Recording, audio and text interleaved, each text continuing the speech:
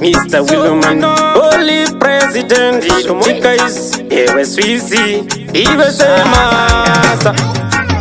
mishonga here kurambwa here kuti murume nemurume mukadzi nemukazi Holy Spirit pindirai mambo naimi pindirai mambo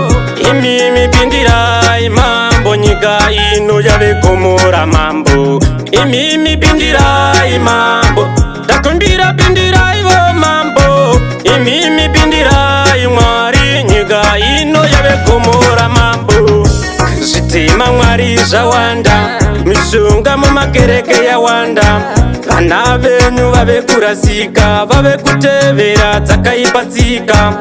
kana ukama hapachina pano vazhinji kwava kusangana panhamo kana kuroorana kwakapera vanasikana vodana navo nematara machaya ari pindirai mambo naimi pindirai mambo imimi pindirai mambo nyika ino yave komora mambo imimi pindirai mambo takumbira pindirai vo mambo imimi pindirai Mwari nyika ino yave komora mambo kuramba kunamata kuenda kun'anga kugoshesa mari kudarika Mwari tumirai Pauro imikani aparedzire vana vavatendeuke izvizvi zvakutoda nyasha dzenyu dzipindirevo kuvana venyu vazonyanyofarira zvenyika kupfuura imimi makatisika pindirai mambo naimi pindirai mambo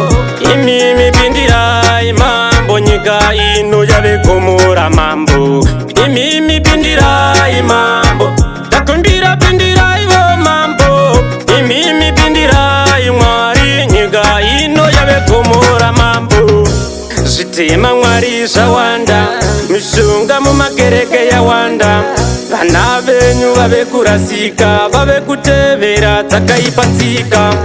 kana ukama hapachina pano vazhinji kwava kusangana panhamo kana kuroorana kwakapera vanasikana vodana navo nematara machaya ari pindirai mambo naimi pindirai mambo